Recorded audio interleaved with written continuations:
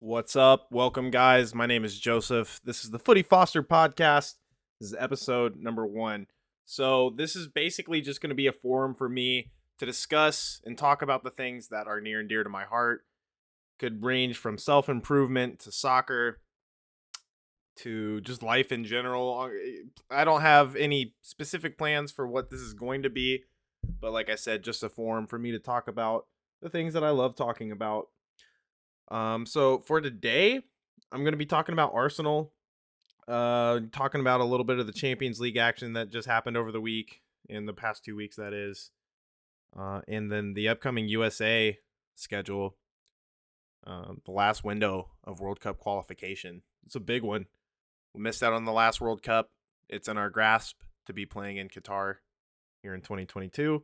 So this is a big window with 3 big games, and then I will also be today interviewing a friend of mine who is just getting into the beautiful game. He messaged me on Wednesday of last week on Snapchat and was just asking me questions. He's like, "Hey, is pickup soccer a thing?" I was like, "Yeah, you bet your ass it is. I'm playing tonight. Let's go." So, I'm gonna interview him and talk to him about what he thinks he likes about soccer, what kind of got him into the game, and where he thinks this new interest might go from here. So, thanks for stopping by. I'll try and keep this not too long, but not too short either. I know people are busy and might not always have time to listen to full episodes, especially if they range over an hour. I know that I certainly don't listen to a podcast that that long. I'm much more of a listening to music kind of guy, but if people want to listen to this, it's available. So, let's get into it. All right, so first let's go ahead and talk about Arsenal and the week that they just had. It was a good week. Could have been better week for Arsenal. You know, we started the season kind of slow, but we're finding our stride right now here towards the end of the season, and that's realistically, and this goes in all sports. This is what you want to see. You want to see growth over the course of the season, especially if you're a young team. You want to get better and improve as the season goes on. So Arsenal this week, and if you hear the clicking, sorry, I'm on the computer, looking at some of the information that I have available. Arsenal came into the Liverpool game on Wednesday. I think they had won 5. They had won their previous 5 Premier League games, sitting in 4th place. Liverpool had won 8 Premier League games in a row, so it was a massive game. I even tweeted, uh, "Form gives me hope. History tells me to expect defeat. I'd be happy with a point." And if you watched the game, if you saw the final score, then it certainly was defeat, and it was very, very bittersweet because the first half Arsenal looked like we were going to win. In fact, I put in a small bet on Arsenal to win the game at halftime, and then crap kind of hit the fan. We made two huge mistakes that led to 2 Liverpool goals, 2 relatively easy Liverpool goals. So it's a little disappointing to see us lose that game, but you got to think we were sitting in a position when we played them last time. We lost 4-0 at Anfield. They came back and we gave the titled contenders everything they could want in a challenge, and we just came up a little bit short. So that takes us to yesterday against Aston Villa, or actually I'll be putting this out on Monday, so Saturday against Aston Villa. Tough game. Definitely would like to see more goals, but the result 3-0. We got the win. And at the end of the day, to me, the 3 points is by far the biggest thing. And just getting back on the right track after a loss is absolutely huge. So, love seeing Arsenal win that game. Love the way that we've been playing here recently. We're pressing a lot better than we were at the beginning of the season. The fluidity in attack is much, much better than it was at the beginning of the season. Just it's a more cohesive team now than we were in September, August, October. Um, so I'm very, very happy with that. Some of the things about the Arsenal Liverpool game that kind of stood out to me. And here recently, Arsenal has been setting up at a 4-4-2 defensively, with Odegaard kind of being the second striker and just having the 2 lines of 4. With I've noticed oftentimes Martinelli's dropping into the back line, tracking a runner all the way back there to make a 5-back line, and then again, this is something else you've seen with Arsenal defensively in the Aston Villa game. At the end of the game, we subbed on Rob Holding and went to the 5-back to just kind of ensure that the win was there. So I love what Arteta's doing tactically, both, in all phases of the game, defensively, in transition, and in possession. Because in the prior seasons under Arteta's leadership, it's been very stagnant when we get into the final third, and there's just not a lot going on. It's just a lot of, we move it up the side, drop it back, switch it around, repeat. But we're getting a little bit more creative down there, and I think part of that is due to Martin Odegaard and how good he is at finding spaces to open up passes and quick sequences for other teammates. So that's something that I've loved seeing. Again, in the Liverpool game, Arsenal were just taking huge advantage of Liverpool having Trent and Andy Robertson so high up the field.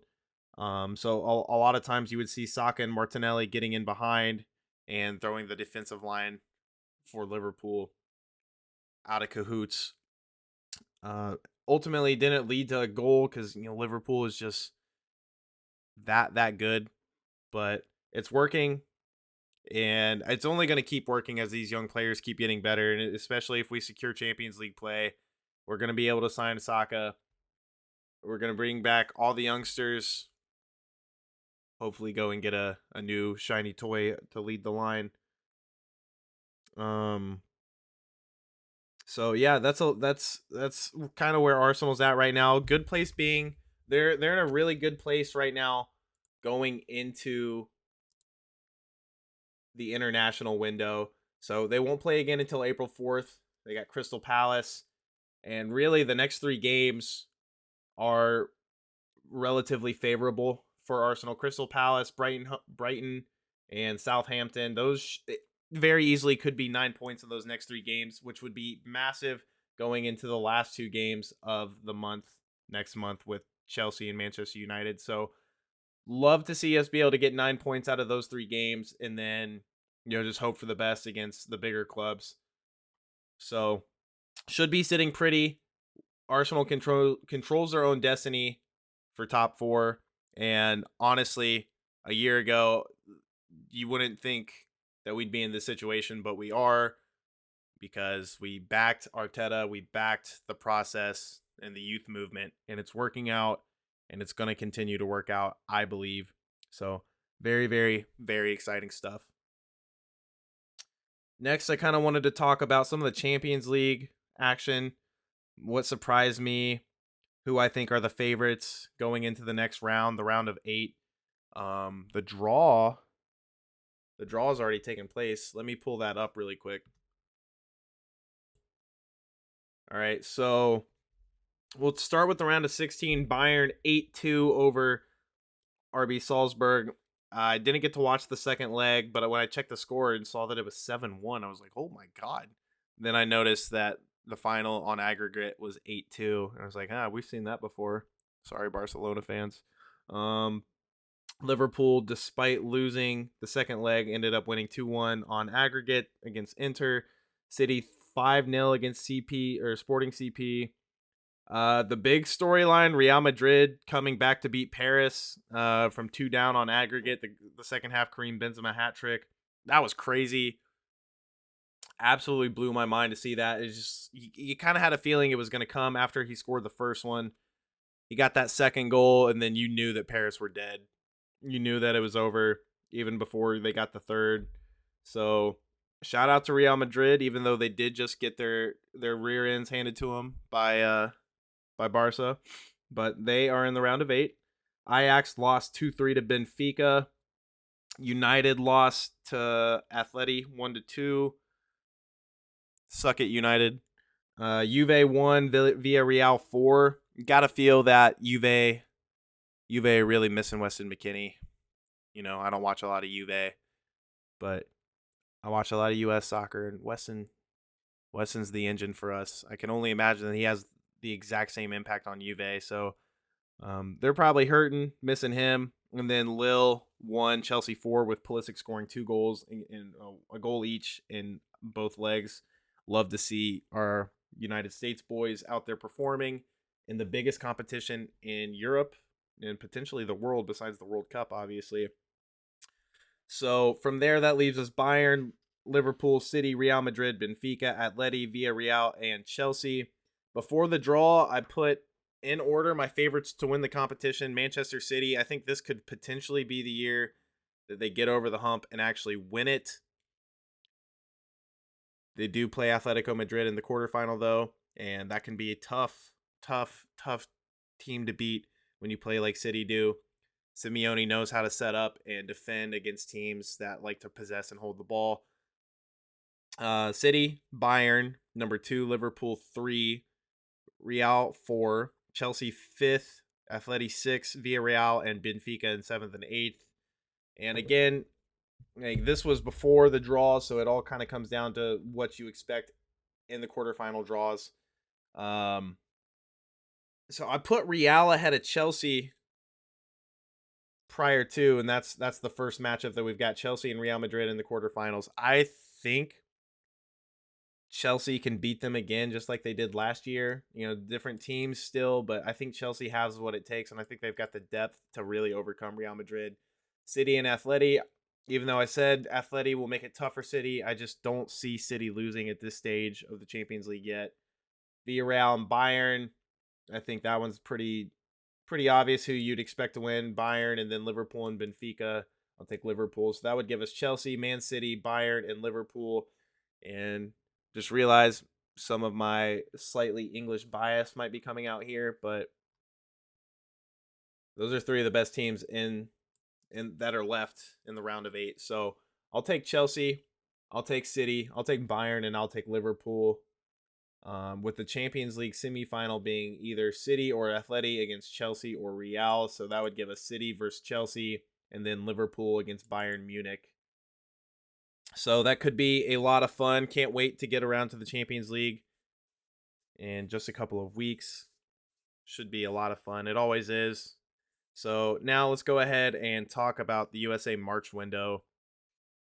So no surprise, this is the biggest window of any of these players' lives. You know, a lot of some of these guys, you know, especially Christian and like John Brooks, who won't be there this window. Zach Steffen, Tyler Adams, they missed out 4 years ago, so they've got that not super fresh in the mind, but they're gonna be thinking about it this week. I would imagine they don't want to repeat. So first game is at Mexico. The previous result was a 2-0 win down in Cincinnati. This is by far the toughest game of the window. We haven't won a World Cup qualifier in the Estadio Azteca since 1934. 1934. Almost 100 years ago. I'm not going to talk about tactics here. I mean,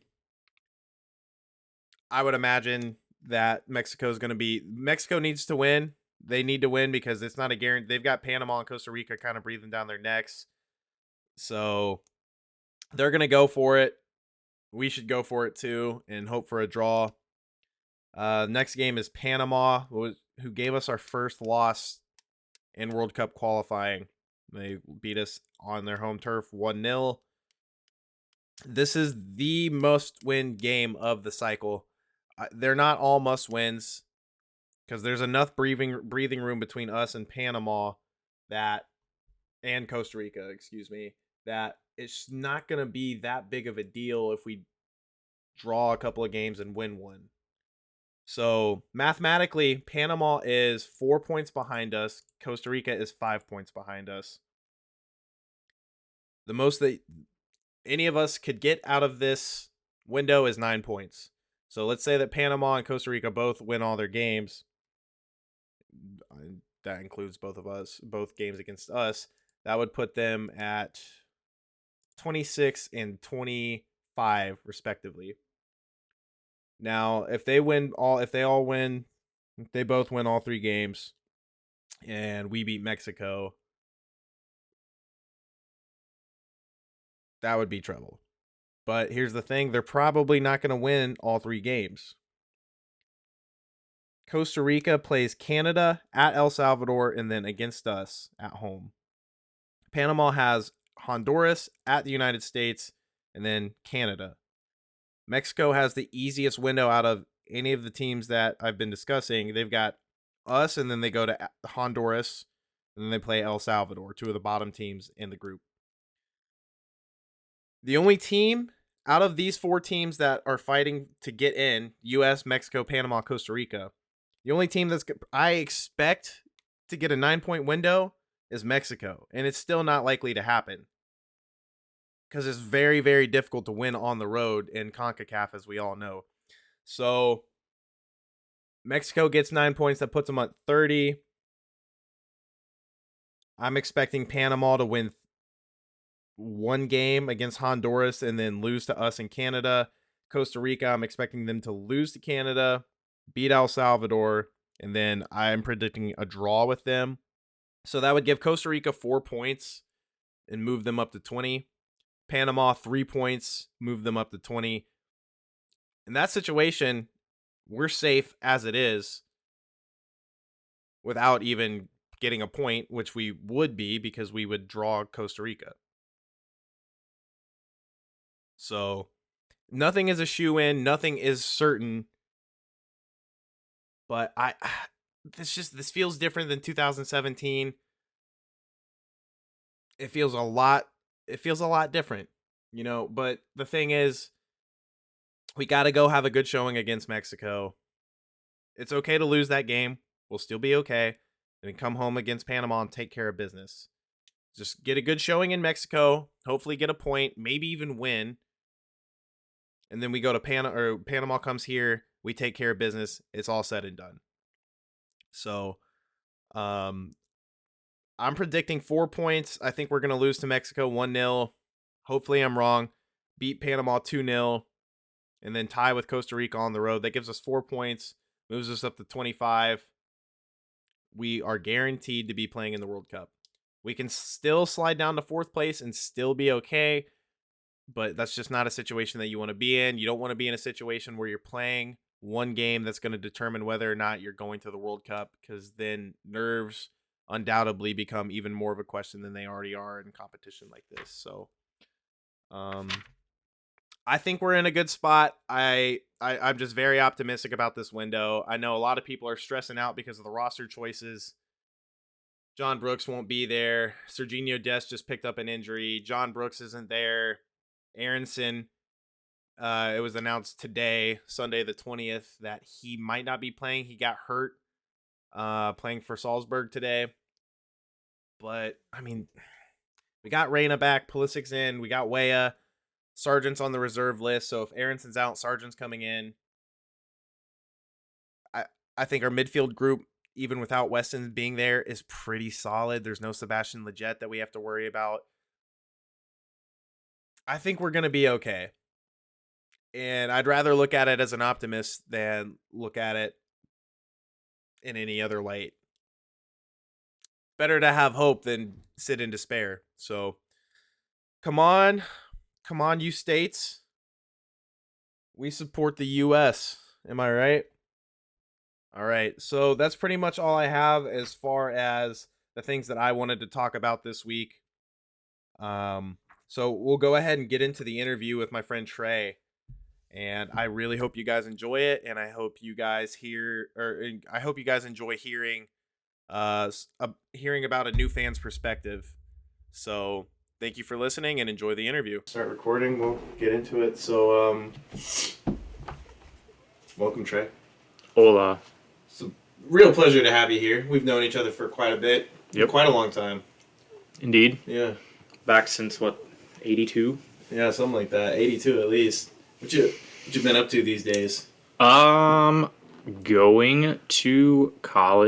back to college. Renovating a house. Nice. Renovating a house is a really fun thing to do. I built a bathroom. As weird as that sounds. From all the things that you can picture me doing in our lives and our history, building a bathroom was not one of the things that you're like, oh yeah.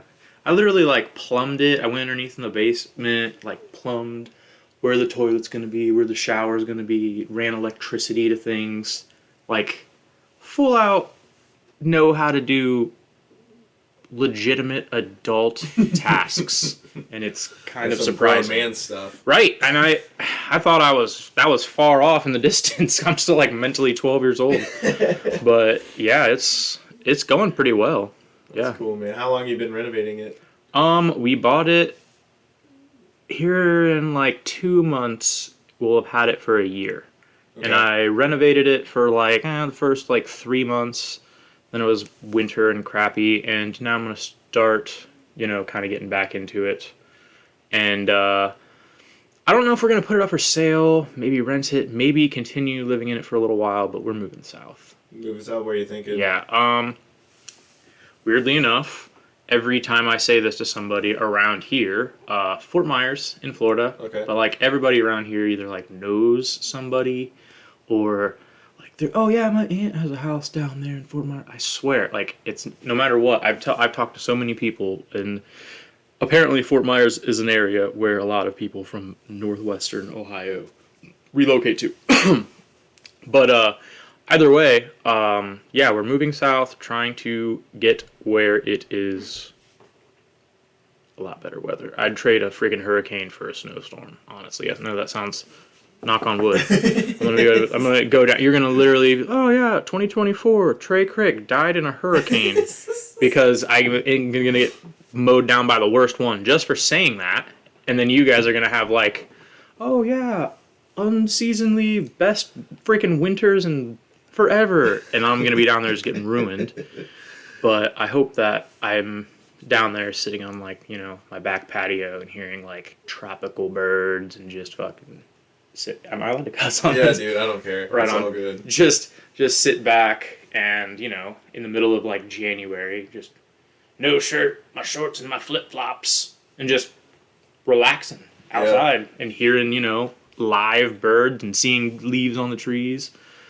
That's what I need. I get bad seasonal depression, I feel. Oh, dude, I feel that to a very great... I always tell myself that, like, I love winter, especially since I've picked up skiing, but, like, you're not going to spend the entire winter skiing. Like, that's pretty, to me, like, that's the only good thing about winter. I mean, snow is pretty and everything, and I do enjoy seasons, but there is something about the sunshine and warm weather that just makes you feel better on a daily basis. So I think, ideally for me, eventually, obviously I'm not there yet, but something that I've always thought would be really cool is just to have, like small properties in different states that I really like. Ideally, I'd like to have a place here in Van Wert, a place in like Colorado or something like that, North Carolina, just somewhere warm. Just like I'm not like certainly attached to any one location except for Van Wert, but like I've just always thought that would be cool. So you could go and like in the winter, go get away down south, or if you want to go to Colorado, do some skiing, snowboarding, whatever.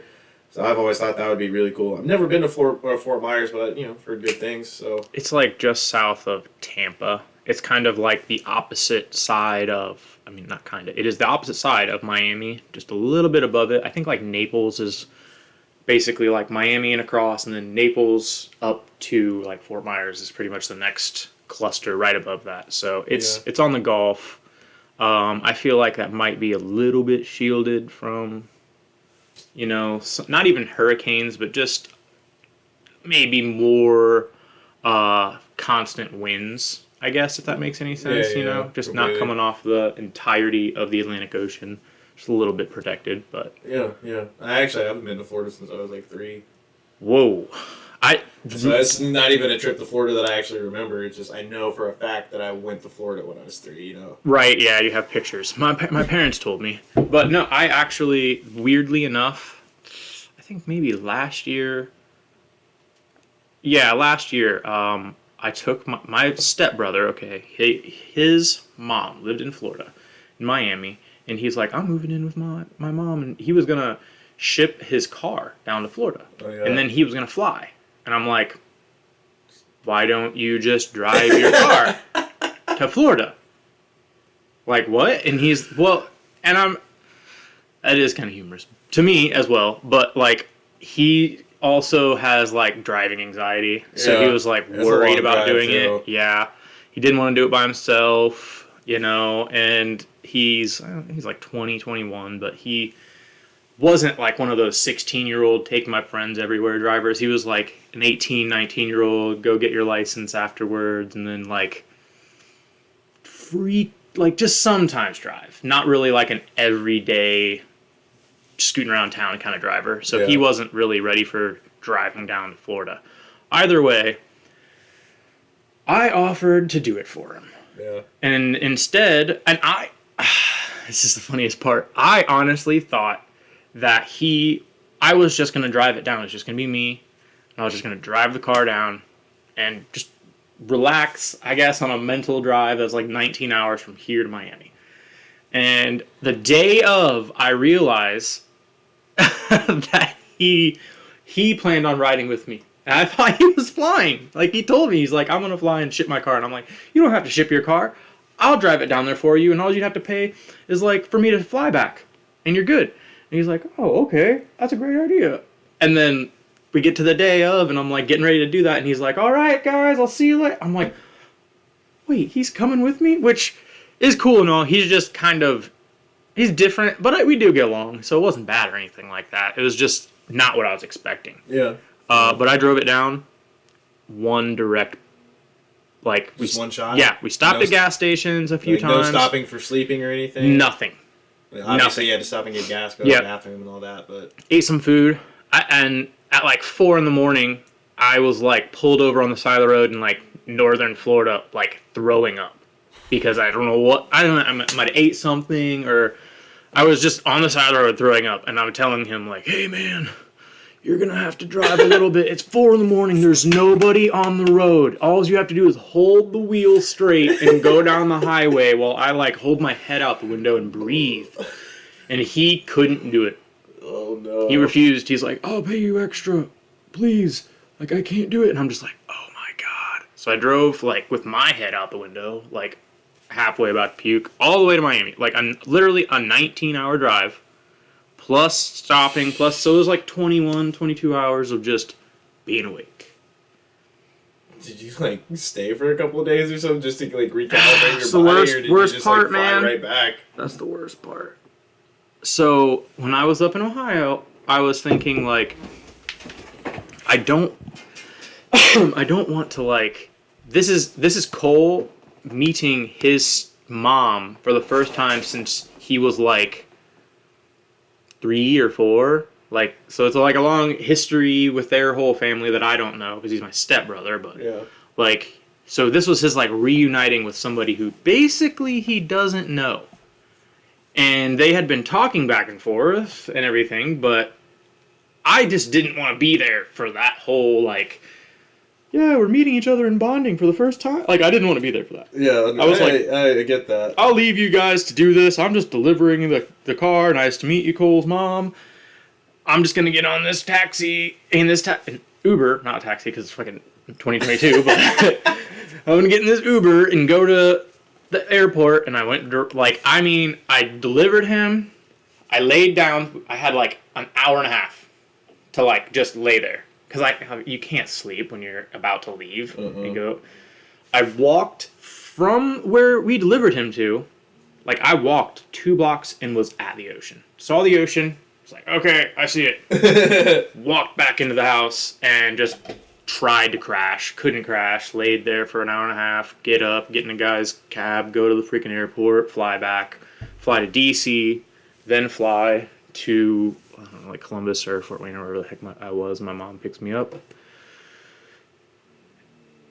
It was exhausting. Traveling that much in a short duration of time is nobody exhausting. Goes to Florida like that. No.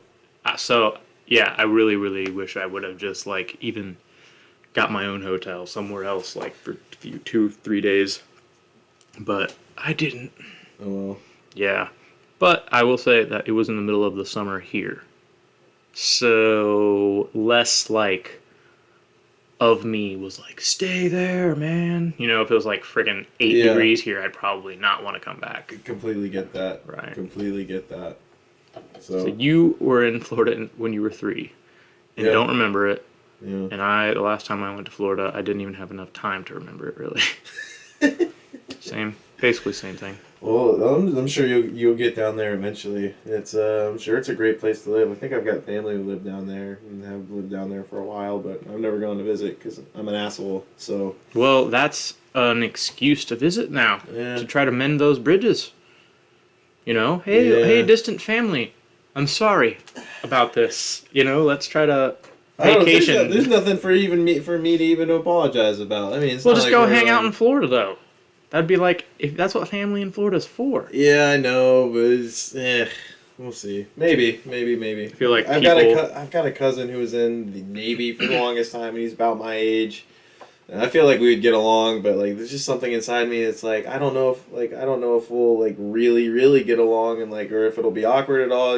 Just kind of a little hesitant about it. I'd rather go take a trip to see one of my friends that I'm really close with, like in Denver, or Nashville, or Chicago, because I've got friends in all three cities there, and so like I don't know, and like I kind of like traveling by myself too, like last time I was in Colorado. I mean, I was staying with a girl, but like she was working all day, so like I just kind of had to explore and do stuff by myself, and like it was a really good time. Like I feel like I learned a lot about myself, and like. Was it near Denver at all? Oh yeah, downtown. Or not.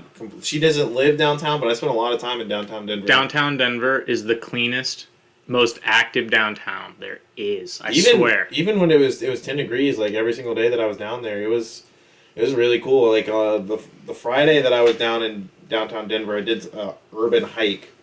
I just kind of urban hike. Yeah, it's I see a lot of people love. Are people hiking. Wearing boots? Is technically, but they're Sperry boots. They're not like hiking boots. Yeah, they're just like wearing city boots. Yeah, it's just kind of is literally just walking around downtown and seeing some of the different sites and monuments and like stuff like that. A hike? Why don't they call that like an urban guided walk? Well, I mean, but basically that's what a hike is. It's just walking. Up and down terrain. Yeah, well, so I found it on a blog that was called like Hops and Hikes. This guy out in Colorado who is a big beer drinker, loves hiking, and it was like specifically for the winter because like like all of their hiking trails are in the mountain. You don't necessarily want to be hiking through the mountain in the winter out there. Yeah, no, that'll take you down. So I mean, it was pretty cool. Found some cool. I went to a soccer pub. Right on. Was there any people that had different accents? Like, bloody hell! Go Manchester United! No, in the middle of fucking Colorado.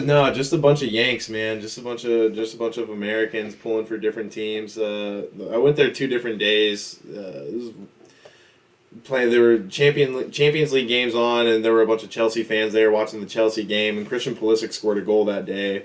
And they started singing this chant. It's like, Christian Pulisic, you are the love of my life. Christian Pulisic, I'd let you shag my wife. I'm just sitting there at the bar by myself, and they start singing this. I'm just cracking up, taking a video of these dumbasses singing this. It was freaking hilarious. It felt like I was at home. Because it's something I had always wanted to do was go, I typically watch soccer by myself. Right here, on that monitor, this monitor, and this TV back behind me.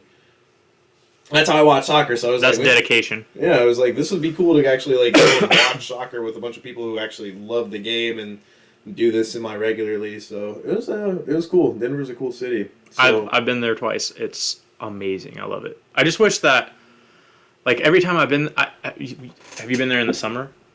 I haven't been to Denver in the summer. I've been to Colorado in the summer of 2015 or 2016. So, even in the middle of the summer, majority of the grass is brown gray, and the trees are freaking leafless unless they're coniferous. It's the mountains are beautiful, the mountainsides are beautiful, but I swear they have to, man's influence has to come in and plant trees and water shit to make it look nice, because if you go outside of that, it's just dead ground because the ground's rock and it can't grow stuff on it. And then east of Denver, you mean? East and west, the Rockies come right down the middle of Colorado, and then kind of both sides, it just turns into Kansas. Yeah. And it's just plains. But in that area, it is amazing. I love it. Yeah, very, very nice. Yeah, I can see myself living there someday. They have some cool products in that area as well. They're We don't have to talk about those. I agree. Denver is known for, a few things. Like the Denver Nuggets. Denver is known for nuggets. They are known for nuggets. They have lots of nuggets. Shit. So, a couple of the things that I want to talk to you about today is because dude, it seemed so random when you texted me last Wednesday. You were not texted, but you sent me that Snapchat like asking me about soccer. It completely hit me out of the blue, but it just like it was a very pleasant surprise. So, like, my first question is like, what sparked your interest in the game of soccer? Well, honestly, as dumb as this sounds, I was watching Ted Lasso. Okay. And I know Great that show, by the way. Yeah, it's a show on Apple Plus or Apple TV or whatever it's called. And I know that that's not like the biggest insight of like this is exactly what it's like to be in a soccer club, but it kind of gave me a I don't know, just the vibe. It gave me the vibe. You know, if I'm watching like the Mighty Ducks, I'm like, man, it'd be cool to go out and like skate around and score some goals. Like I kind of just fall into the vibe of what I'm watching if it's something that I enjoy. And I'd never really like super fallen into the soccer vibe. I'll name to you, like, have you ever seen the movie Big Green? I don't believe so. It's an old movie. You got to go watch it. It's like 97 or something. I don't know. It's old. But it's about like it's a dumb movie about soccer and it's kids and stuff. But I'm gonna have to write that down so I can check it out. It's cheesy and everything, but it's a movie that I watched when I was a kid, and I watched that and I really, really liked soccer back then. I played soccer when I was like 10 years old. Literally 1 year. I didn't play like any other times. I just played for 1 year. I enjoyed it and everything. And just what season does soccer align with? Like high school? Yeah. Fall. Okay, so yeah, I fell out of soccer while falling into the other football. Yeah. And I love football. Love football. Yeah. So dude, as Americans, it's American football. It's part of our culture, and like I don't like football as much as I used to, but one of the conversations I've had with the head coach at Van Wert is that if we're like trying to get a kid to play soccer and he's on the fence between football and soccer, we're going to tell him to play football instead of soccer, because after you graduate high school, unless you're really, really good and you're going to have the chance to play in college, you're probably not going to get to play football again. Yeah. I mean, I know that you played a little bit over in Lima, but I mean, opportunities like that don't come up very often. So we're going to just like, if kids have the interest in playing football instead of soccer, we're not going to try and persuade them. Now, like, if they're on the fence and, like, they're thinking about soccer over football, then, like, maybe, but, like, at the same time... I totally know what you mean, though. You know, like, You're trying to build a football-oriented school and, like, motion, in Van Wert right now as well. I feel like they're kind of, you know, with that state championship. I mean... And I feel like they're just kind of trying to, you know, get that mode, like... Get the ball rolling in that direction. I mean, and as silly as it sounds, like, the success of the football team has seemed to kind of revitalize Van Wert a little bit, and, like, there's just more energy in the town, and, like, it's crazy that, like, high school sports can have that impact, but, like, it certainly has. Like, I mean... Something to be proud of. Like, I guess you just talk to people. Literally, I don't play. I'm 28 years old, but I talk to somebody in Lima or something, I'm like, oh, yeah, I'm from Van Wert. You know, yeah, we just won state. Yeah, that's right. I deserve some props. Yeah, like it's like a mental thing that it's cheesy to actually like dwell and actually think deeply on that, but like it's kind of there. It's kind of there. Well, I mean, it's in a way, even for us as adults now, like it's kind of inspiring to see a group of like, you know, 15, 16 to 18-year-olds like accomplishing something, like, because that's, I mean, you know, Ohio is the 10th biggest state in the country, and it's one of the biggest football states. Top 5 football top state, 5, yeah, for sure. I mean, you got California, just Texas, athletes in general, and anywhere in the deep south, and Ohio's right up there with all of those states in terms of, I mean, look at Ohio State, you know. So I mean, like that's an incredible achievement. I think that's like very inspiring to like people our age, people older than us, anybody, because like if a bunch of high schoolers can go and accomplish something like that, then you can accomplish anything you set your mind to. Yeah. And it really goes, to me, it goes to show that. So before I forget this sidebar thought when you're going through that, we talked about how Ohio is like one of the best and most difficult states to, be like an all-state receiver or something like that. I have done a lot of like deep, dumb, like I would call this dumb research, but just stupid scenarios in my life where I'm like, okay, so let's say, I have a son and I want to put him in the best scenario to succeed. What's better? Do you send your kid, if you have all the money in the world, you don't have to worry about it. Do you go down to Texas? If, say, football is their passion. I'm not going to sit there and be like, go play football. But say football is their passion and I want to give them every tool that they can to succeed. Do you think that, sending your kid down to Texas where competing to be an all-state Texas player, there's a crap ton of people that you're going to be in this pool with, and there's going to be the best in the country that you're going to be competing with. Or imagine, Wyoming or like Vermont, where the populations are like literally like 600,000 people, something like that. And I think I looked at Vermont one time. There's like 9 or 11 maybe schools that play football in the whole state of Vermont. Like, this could be something that obviously somebody could Google, but when they Google it, they'll see that there's very few football playing schools in Vermont. Yeah. Maybe even like few like divisions as well, because how are you going to have that many? Like, so your kid being an all-state quarterback or whatever position they play in like Vermont is extremely easy in comparison to Texas, not only because there's less people, but Vermont's not exactly known for their football. Yeah. So do you think that, like, so let's say, your kid comes out, he's like, yeah, I'm a 3-time first-team all-state Vermont quarterback. Do you think he's getting the same looks as like a 3-time all-state any other state? Like, I feel like it does, but it doesn't. I'm kind of on both sides of it. I mean, well, I would say, like, as far as like recruiting goes, getting into a college, and this would go for any sport, being from a small state like that, like, you're probably not going to get the same looks. You're probably going to be a little overlooked, but I can't remember where I heard this. It might have been the book I'm reading from Manchester United's former coach, Alex Ferguson. Every advantage has its disadvantage. Every disadvantage has its advantage. So, I mean, like, to me, it's a matter of perception. So, like, if you don't get recruited to a massive, massive school, it's not the end of the world if you have higher aspirations, like, it's just, you got to work harder at the end of the day. I mean, like, because how many times do you see kids get recruited to go to Ohio State, Texas, USC, Florida, all the Alabama, all the massive schools, and then they don't pan out. Because like when they get there, they're like, "Oh, I made it." Yeah. Mm-hmm. And like obviously that's not everybody, but that does happen because like once you reach it, you think, "Oh, I've made it.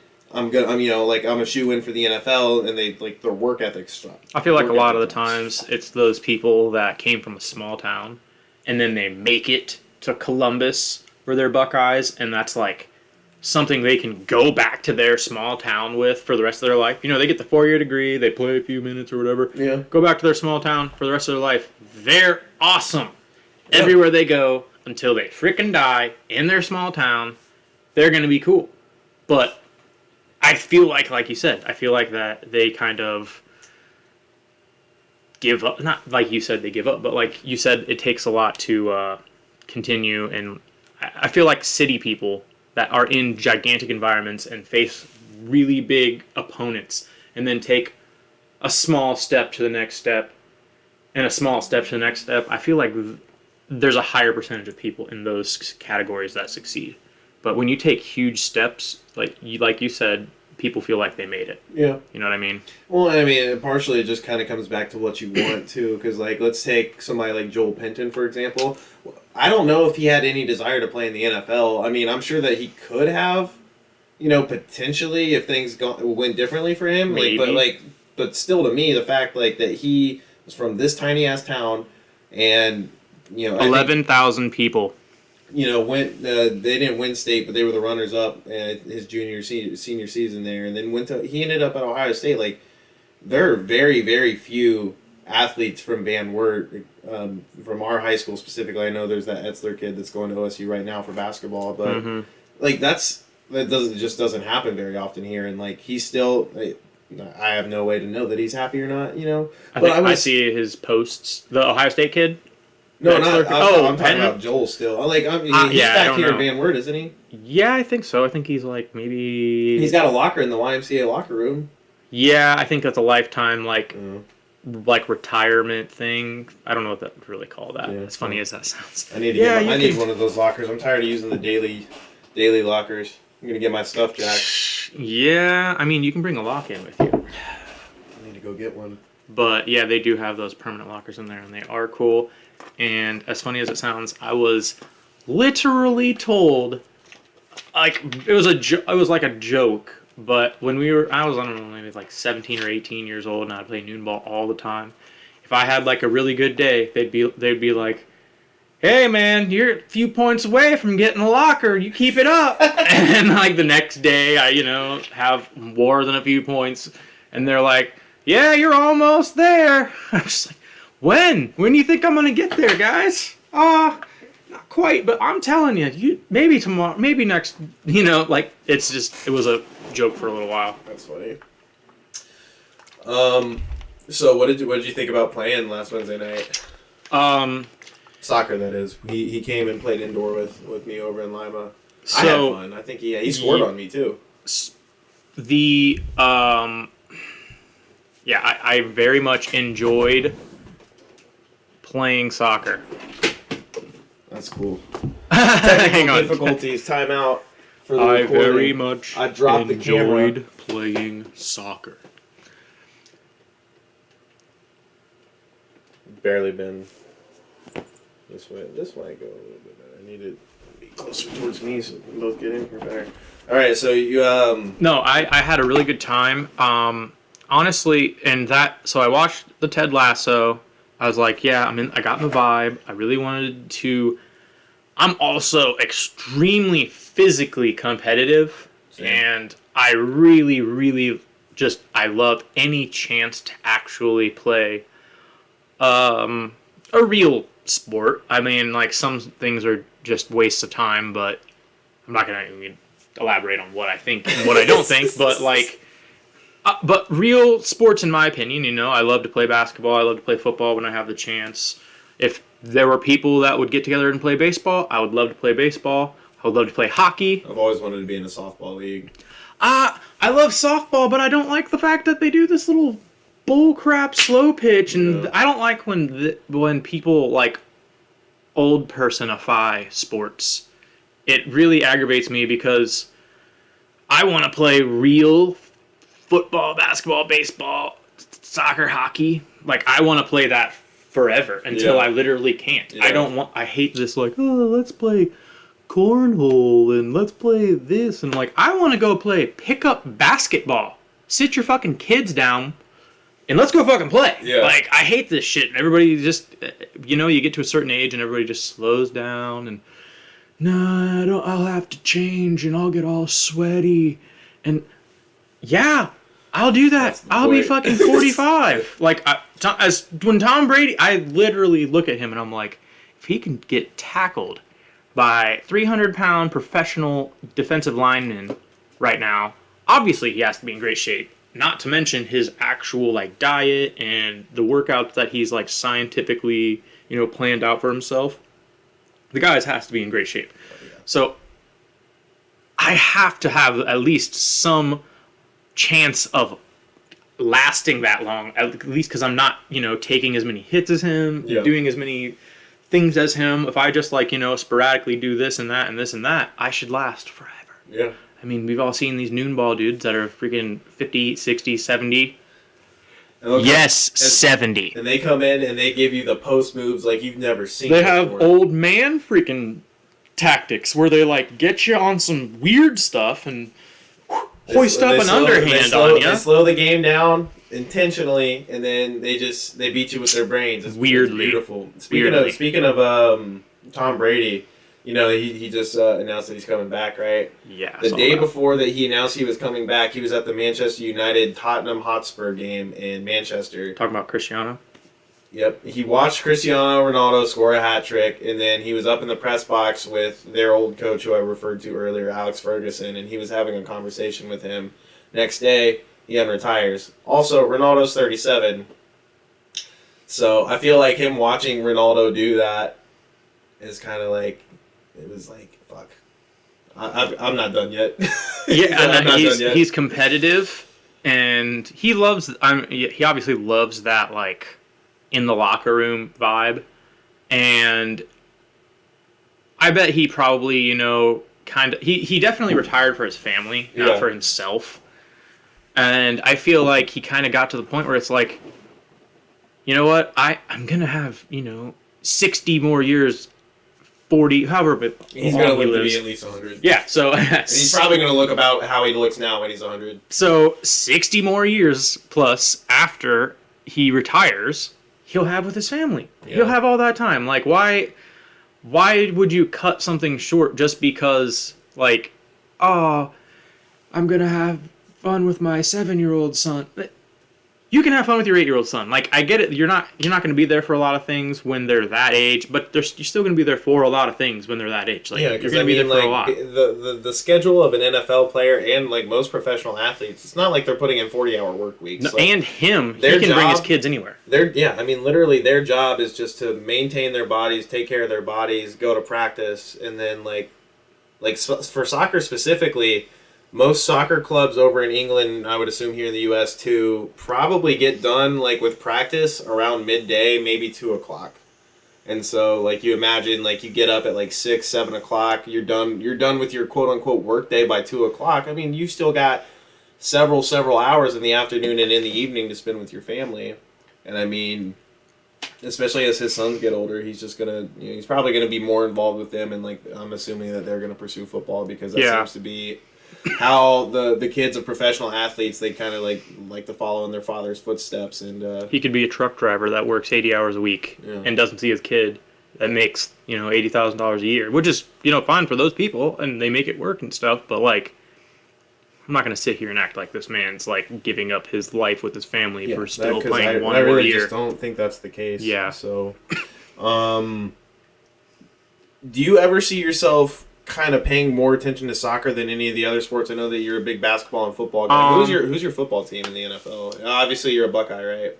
I'm a Buckeye, but I guess I could tell you about how that started. I was a kid. My dad, big Lions fan. Okay. Barry Sanders, loved him. I love Barry Sanders. I had like a Barry Sanders Lion jersey probably before I could walk. Love Barry Sanders. Or around when I could walk, maybe, I guess.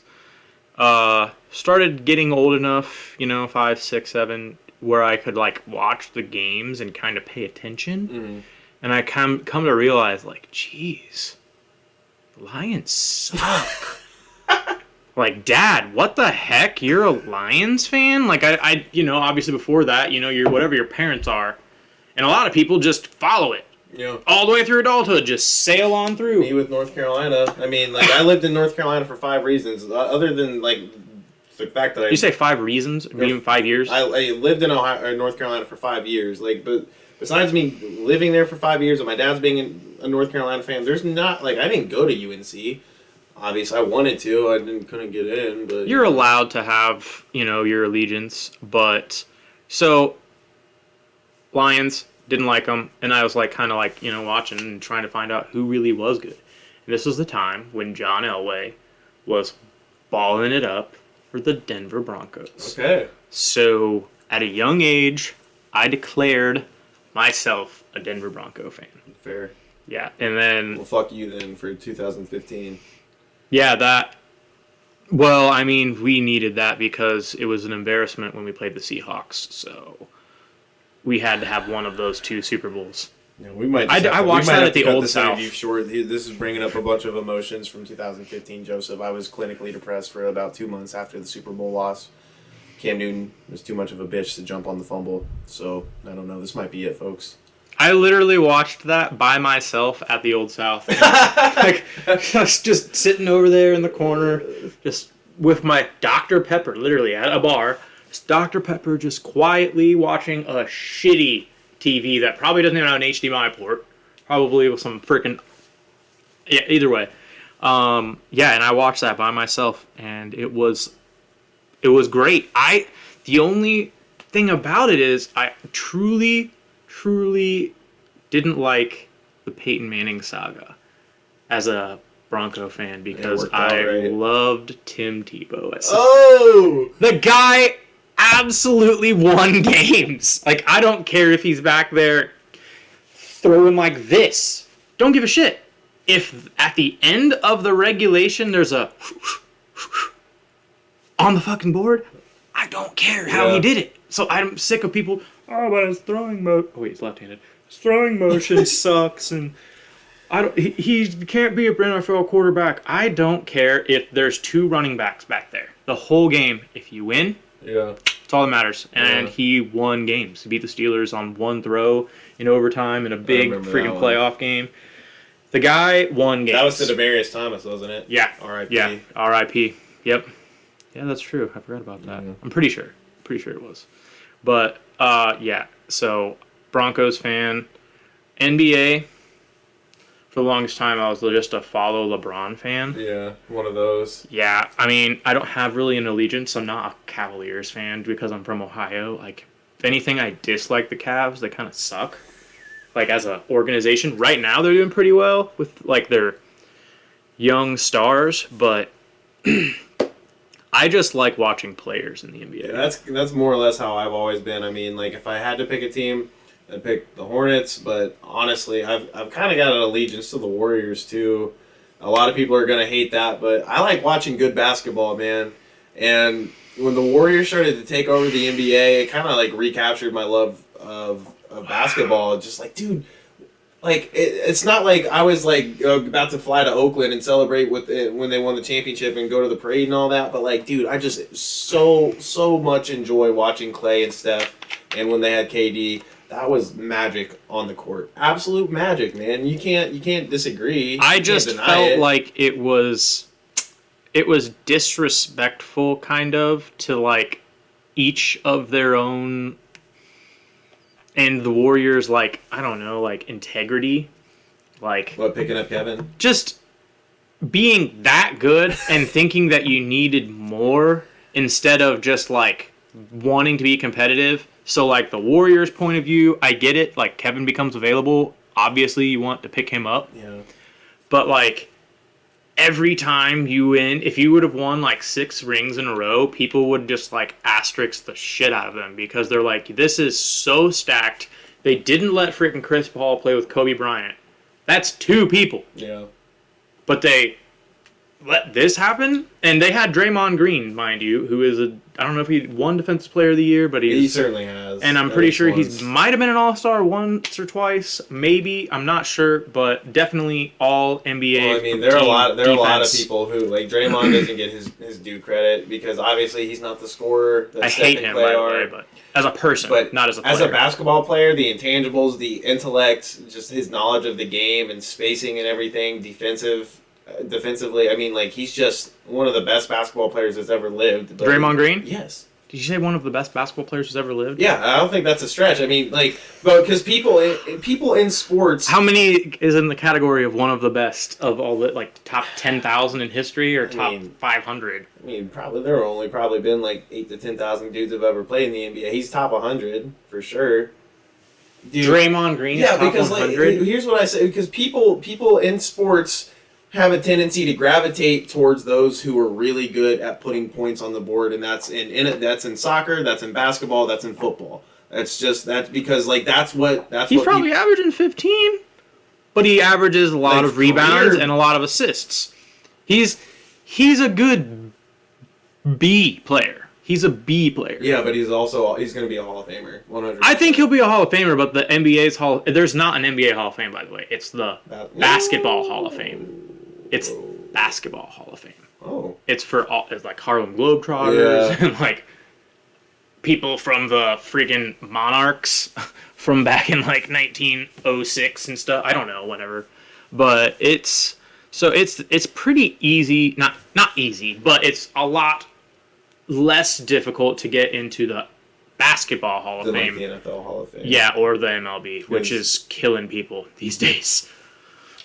So, I mean, the original question there was, do you ever sorry. see... No, dude, it's okay. I'm okay with having, like, the free... Oh, do I ever see myself? Yeah. Okay. I mean, No. Yeah, that's fair. Not the only thing, or, like, the biggest thing that I watch. I couldn't see it. Basketball does a really good job being an international sport nowadays. So, I feel like I get my, like, oh, yeah, it's the Bosnian who's 7 foot. Like, I feel like I get kind of the perspective of other people around the world and their athleticism from basketball. Also, obviously, I know that there is a totally different form of athleticism that's used in soccer. But I would say, like I was telling you last Wednesday night, that it's as far as like how the game is played and from an athletic standpoint, I would say soccer and basketball are not exactly the same, obviously, but they're relatively similar. I feel like mentally and spatially they are. I feel like you use your body totally different, but you need to use your knowledge from, I guess, whichever sport you started at. You could use your knowledge to help you, fill gaps and run lanes and be in the right spot at the right time. And I definitely feel like kind of to go back on the other question as well, I feel like when I played the other day, my just knowledge of running lanes kind of really helped me. And I can't dribble in soccer at all. Yet. But at this point in time, I cannot dribble, so I cannot run with the ball. I have to if I'm going to get a goal, I have to be set up. Yeah. I have to be in the right spot. Pass. Yeah. Be in the right place, step into it and take the shot. So that's kind of how I got those goals, because I was, trying to set myself up in the right place at the right time. Yeah. But yeah, I feel like the spacing and the lanes in soccer are the same, but you're not gonna like jump crazy. I mean, you might in high-end soccer. Yeah, I have. They jump insanely high and get their heads up.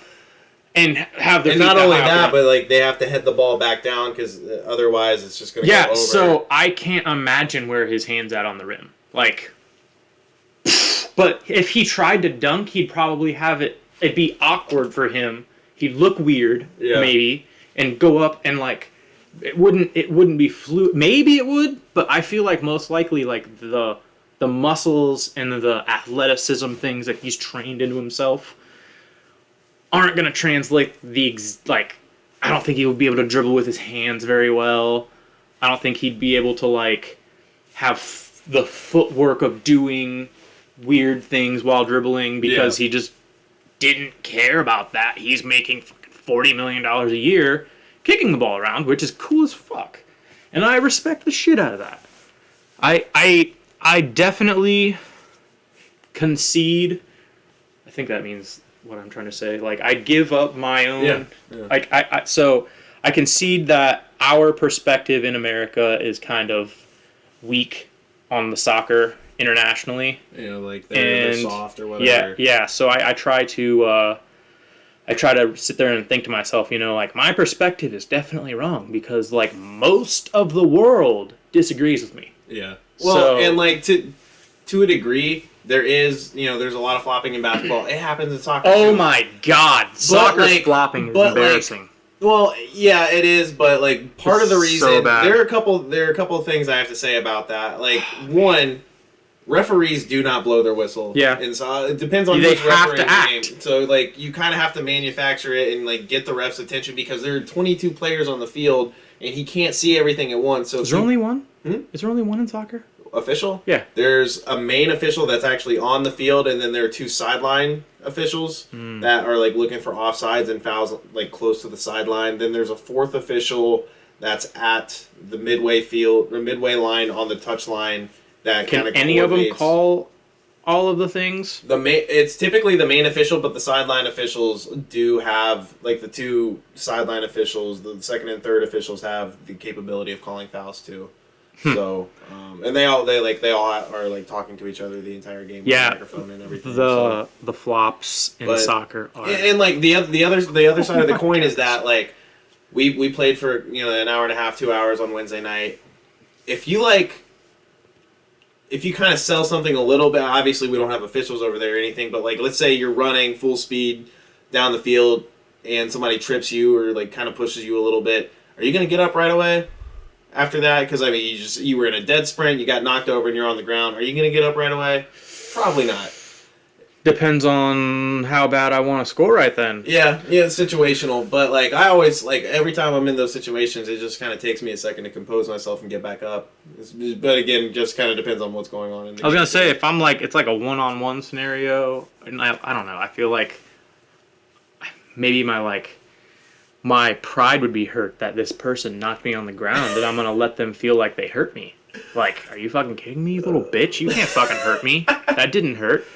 Like, I feel like I come from that perspective, obviously from the Americanized football perspective. I don't know. I definitely have more physicality-minded sports in my, I guess I like that style more. I hate how they flop. I hate it. It's kind of, but also I do understand as well, like, what if you're, it's a very international sport. What if you're, like, from France and you're playing somebody from somewhere else? Like, you can't express words a lot of times. A lot of them speak English. A lot of them do. A lot of them do. And that's something I never really realized until just recently. There are also, a history of, playing against teams and having officials that are not able to understand each other. And so I feel like that you really have to stress body language in this sport because, they don't have the ability to literally understand the actual verbal language that you're giving. Yeah.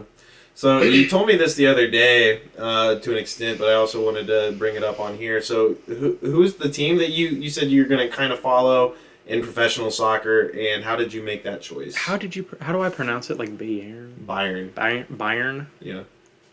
There, and then the second word there's the German way of pronouncing it, which is Munchen, or from the location. It's in München. München or Munich, obviously. So that answers his question. His team is Bayern Munich. Bayern, is that how? Is it in München or Munich? It's the same thing. Are those two different? It's the same city. It's just like the München is the German spelling and pronunciation. Munich is like the English pronunciation and spelling. Why the heck did we do that? We say taco the same. Like, what the heck? Why don't we just say it? I don't know. Munich. Okay, well, I'm going to go with Munich. Okay. Wait, no, I'm going to go with München. Okay. Yeah, I'll go with München. Bayern München.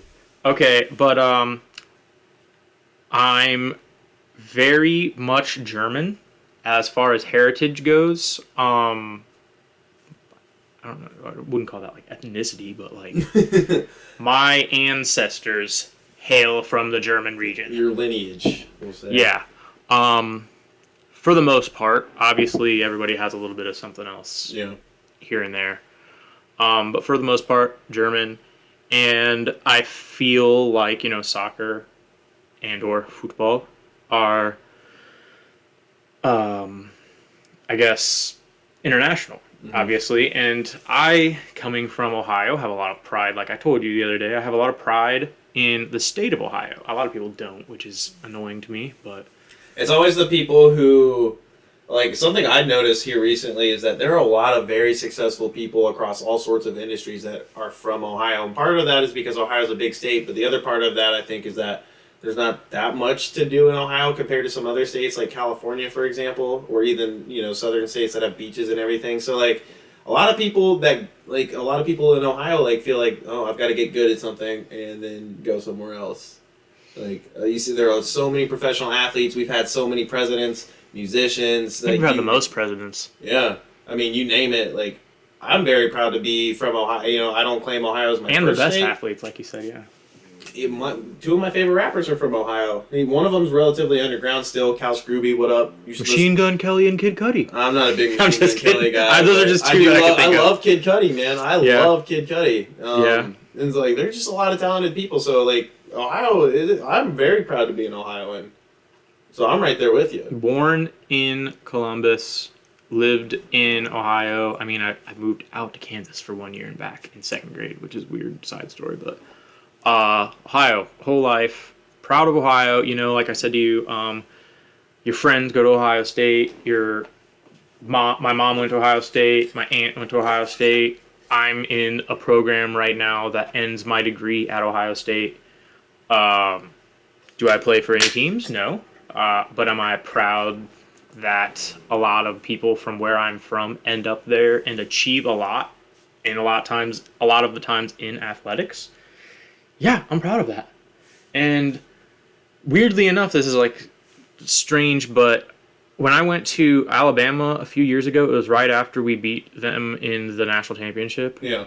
In that Final Four situation, the first year of the Final Four. The infamous championship game that got me my ass tattoo. Yeah. Okay. Yeah, that one. But that game, and after that game, we went down to Alabama, and I would say I talked to 10 different people in that week time, and we were talking to them. They ended up bringing up college football, and because they don't have a lot down there, but they ended up bringing up college football, and we're talking, and they're like, "Oh, where are you from?" And I'm like, "Oh, I'm from Ohio," and they're like, "Good job up there, boys." I didn't do anything. You guys did a great job. Heck yeah, that was a good season. I was on the sideline. Yeah, just like people from these major, like Alabama, SEC is deep in general. Like if you go anywhere down south, the SEC pride, even for the teams that suck, is just super deep. They roll heavy in the SEC. But I'm proud that we're from Ohio and can rep Ohio State, and I feel and Cincy. Equal. Let's not forget about Cincinnati. Yep, Cincy, Big 12 rep. Big 12. Big what? They're on the Big 12. Oh, they're going to the Big 12, aren't they? They're in the Big 12. They're not like officially moved in, but they're accepted. They already have like Big 12 like logo banners in the background when they talk at press conferences and stuff like that. I forgot about that. Yeah, I'm very excited for that. I love that idea. But yeah, I'm proud of where I'm from. So being said that, back to your question, I'm proud of my heritage, I guess, also. And I was looking at, all the best teams in all the top leagues, and I'm like, oh, okay, well, this is a cool team, but this is in Madrid, Spain. And I'm not from there. Yeah. Like, do I see myself rooting with these fans? Not really. I would feel like a implanted fan. Yeah. And obviously I'll still be a kind of implanted fan no matter where I'm at, because I'm not A, from there, B, lifetime fan. But I'll feel a little more like, I don't know, like underlying pride within, because those are my like representations of people like me. Yeah. If that makes any sense. So I feel like I Googled best team in Germany. There they are. There it is. By a lot. I looked like it was every like year. 2,400 wins They to win like the German 1,800 league wins. almost every single year. Yeah, the second, I think they had like 600 more wins than the second place. I think they made it to the second round, or to the round of 8 in the Champions League, and I have Bayern as my second favorite team to win the whole shebang. They won it a couple of years ago, and that obviously wasn't a surprise because they just consume trophies. That's just what they do. The Germans in general are just efficient at just about everything they set their mind to. So, not even saying the players are going to be, I'm saying like the people that manage the team are probably like making sure that they have every last, I don't know who's even on the team, but do they spend a shit ton on players? They can, but honestly, one of the cool things about Bayern is they have a tendency to, and like this is something that I've always respected about some of the bigger clubs, and you certainly in soccer have your teams who are going to go and spend a lot of money and bring in the best players that they can. When I think about those teams, it's like Real Madrid and Manchester City and Chelsea to an extent. But those are names that I've heard. Yeah, but the teams, like my team is always, Arsenal has always been known for their youth system. Manchester United's known for their youth system. Bayern is one of those teams, like they always have like the last time Germany won the World Cup, 7 of the 11 starters for the German national team were Bayern players. So like they are very, very focused on keeping German talent there and like finding the best, German youth players that they can. That's something, like that's one of the reasons why they're so good. It's kind of like recruiting in college. Like Alabama goes and they get the best players in Alabama. They get the best players in the Deep South. Ohio State is the same. They focus on Ohio first, but then they go into their pipeline states and get players from there. And that's like, one builds that culture of like, this is where we are, this is where we're from, this is who we are. And then like that just, it perpetuates long-term success in athletics in my opinion, because like obviously they have a system. Yeah, and if you have a team in any sport that can spend money and go get the best players, like that can bring you short-term success. But like let's look at the Lakers right now. Once LeBron's gone, like what's the plan?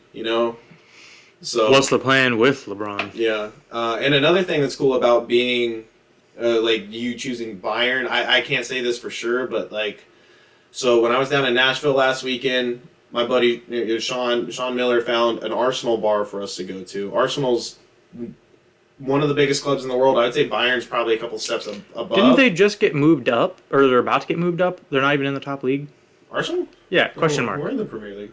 We haven't been relegated since like the 30s. Or the so 40s. what are they? What are they playing for at this moment in time? They haven't been in the Champions League since the Champions League. That's what I was saying. They are in 4th place, and they've been on a roll. They've won like 11 of the last 13 games. So to get in the Champions League, they have to be in the top 3? Top 4. Top 4 mm-hmm. in England. In England. Top 4 in the Premier League in England. And then they'll be in the Champions League next year. So, but where I was going with that is like we found an Arsenal bar. Like it's just like an English pub. But like when an Arsenal game is on, every single TV in the bar is got the Arsenal game on. So I know that there's an Arsenal bar in Columbus that I need to go to eventually. I would assume that it would be with the German population in German Village in Columbus. Like if you ever wanted to, and you were in if you were in Columbus and you wanted to go watch a Bayern game with a bunch of German Ohioans, I feel like that would be relatively easy to do because they are one of the biggest clubs in the world. Top 5, top 3. And there's a lot of German Ohioans. Yes.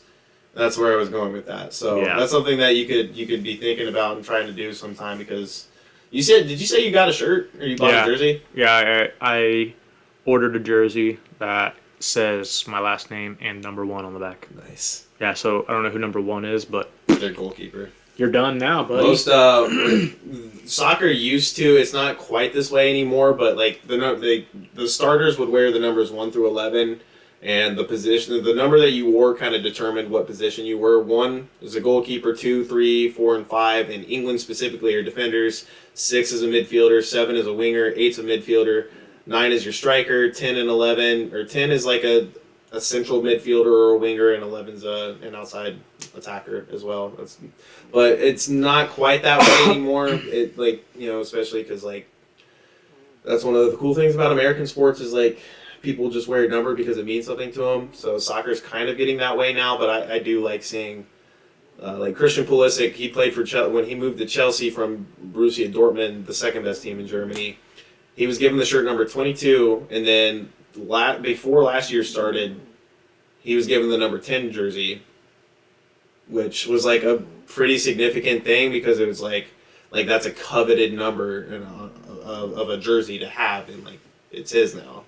So he's Chelsea's number 10. So I thought that was pretty cool. I always wore number 7 in high school, but I played defense. I picked number 7 because of Ronaldo. Right on. So I was like, I don't know what number to pick. I'll just pick number 7. Number 1 because that's the number that I always try to think of myself as. Yeah. Like I try to think of myself. You're number 1. Like there's no other numbers. No other number matters. Love that. Number 1. Only one that matters. Fuck yeah. Sidebar to the number thing. Did you know that there's a number rule in college basketball? Did not. Yeah, there's a big number rule in college. Well, there's obviously, you know, like number rules in like NFL, like quarterback's not number 62 or something. They kind of loosen that up a little bit. They loosen it up. They have some things in there that changed, but in basketball, you can be any number you want that doesn't have a 6, 7, 8, or 9 in it. Oh, because the referees. Yeah. Like 55, highest number. Ah. And they don't like 41, 2, 3, 4, 5. Not 46. 51, That's 2, 3, 4, 5. So you'll see. But you could still be like anything from 1 to 10, right? So you could be. No. No? You can't be 6, 7, 8, 9. You can be 1. You can be 10. Yeah. I think you can be 10. Yeah. Yeah. That's interesting. I didn't know that. Yeah. It's a weird thing. I mean, thinking back on it now, I can't say I've never seen like the number 56 or 47. I feel like I Googled this one time and there was like a guy that was number 6 or something like that in like 1994 or something way back, and they let it slide for like one season for some weird reason and nobody noticed or something like that. But yeah, it's just not a thing. They don't let it happen. My cat snores. I don't know if you guys can hear that. Oh my god, dude! Did they get these whatever bands off of Etsy? Because my girlfriend has the exact same ones for our cats. You'd have to ask my mom that. I couldn't tell you. They look the exact same. It's like worn out the exact same way and everything. Yeah. I have no idea. I love that little teal collar on her though. I think it complements her fur very well. She's so cute. Do you have any plans to try and go to a game in real life? Obviously, you're not going to go into Europe on the drop of a hat, but Columbus Crew games are pretty fun. I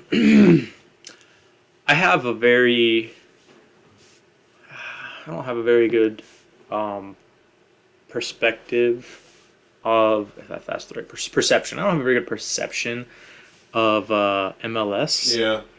Kind of like where the washed up, real good old international players end up. Yeah.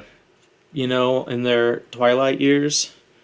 I mean, I'm sure that Zlatan put on some shows. Clinics. But he's putting on clinics against people that wouldn't be in the leagues that he played his prime in. Yeah. You know what I mean?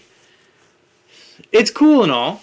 It's kind of weird. It's like watching LeBron retire to like Puerto Rican basketball. Yeah. Like he's old. It would be the opposite, like him going to Europe. Yeah. Playing Euro League at the age of 40. Yeah. And he plays cool and he does some cool stuff that they can't do, but it's like I want to go. I kind of want to go over to Europe. Honestly, anybody that I'd like to, I just want to feel the vibe of the people that care that much. Yeah. Bloody hell. So I've been to one crew game. I've been to a Real Madrid PSG game in Columbus in 2015 on Vidlak's birthday. What's PSG? It's Paris. What's it stand for? Paris Saint-Germain. Saint-Germain? Yep. They those European clubs in the summer will do they'll travel abroad and like they won't bring like their full stars with them or anything. But I remember, I don't know if you'll remember this, but Real Madrid played in the big house in Michigan a couple years ago, and there were like 100,000 people. It was full. The stadium was full. Ronaldo ended up playing in that game.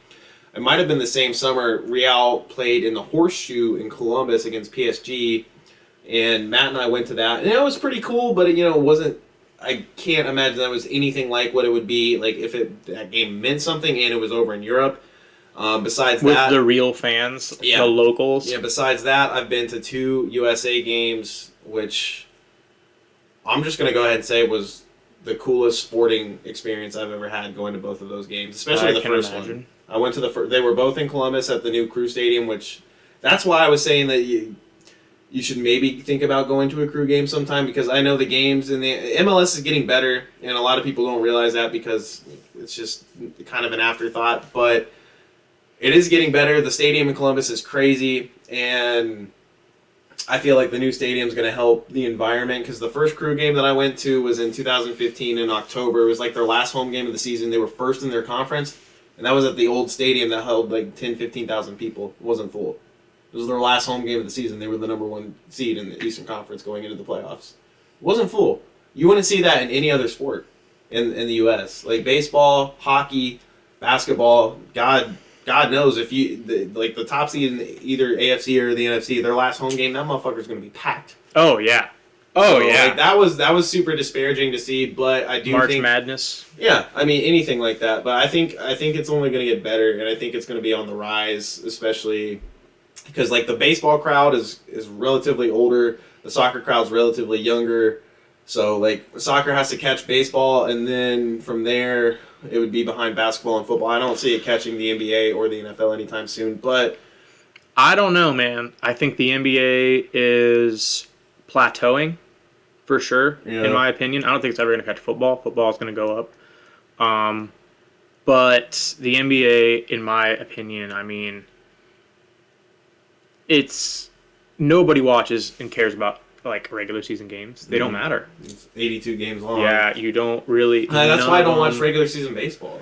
I don't even watch regular season college basketball. The thing about regular season baseball is even literally any game. I could tune into any single game with anybody playing. Like the friggin' Marlins' third best pitcher versus whoever. And I go and I look and see how this pitcher's doing. Because every single one of these players, unless it's a crazy all-star, every single one of these players is just playing so hard to be able to live. Because if you're not, like, making millions and millions of dollars a year, you're, like, making crappy money. And you're, like, barely existing and hoping that you're going to be able to get another contract next year. And hopefully you're building, like, you have a 3.62 ERA. Are you going to get that today? Are you going to be able to hold it to that? And then every single batter that comes up, you want to, like, kind of root for them as well. Like, you're like, oh, well, if he doesn't get a couple hits here, you know, he's going to go back down to the AAA. And I, like, kind of just find, I guess, correlations and things that I'm, I guess, rooting for. I'm kind of rooting for everybody, as weird as that sounds. Like, I want this pitcher to do well. I want him to continue. I want this shortstop to get that stop, you know. But then I get through it and I kind of find myself like, oh, well, I mean, I really like this guy. He's really good, you know what I mean? Like Shohei Ohtani from the Angels. Yeah. Sick. A pitcher who can play the field and bat better than everybody else. Dangers. Yeah, just... He's the best. Yeah. That's the best freaking player in a long time, in my opinion, as far as, like, 5-tool player, you know what I mean? He's legit. But, yeah, I feel like I can find something in baseball, but I feel like soccer and popularity around here, it'll probably be a long time. I don't know if it'll ever catch American major sports, and that's MLS in my opinion, but I feel like American interest in international soccer will heighten as, like, access to, you know, like, we could stream anything we want nowadays. I feel like that'll come up and people will fall more into that.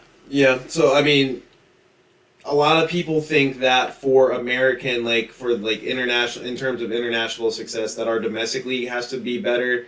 Because if you look at the teams, or the countries that are typically winning the World Cup and like, the major international competitions, you've got, well, I was going to say England, but England hasn't won shit since, like, the 60s. But, you know, England's always really good. Germany, Spain, France, those staples in Europe, and then Brazil and Argentina and South America, like, they all have pretty good domestic leagues. So a lot of people think that our domestic league, MLS, needs to get a lot better for us to be able to get to that height. So what do you think it would take for the MLS to continue growing and for the game in general? Because, like you said, like, there are a lot of people that are in this country that are interested in, like, international soccer and European soccer, but not necessarily the MLS. So, like, what would it take for the MLS to continue growing and for just the game in general to continue growing here? So because, like, my dream is to, like, see the United States win the World Cup, and eventually, like, I want to be involved with the United States national team in some degree, like, coaching specifically. I would, like, that's just, and then if I'm with the program, I want to win. because I'm a competitive guy. So, like, what will it take for the U.S. to get to those heights in terms of soccer? So the MLS does not have relegation. That is correct. Correct. It's a closed league, just like every other league here. Yeah. I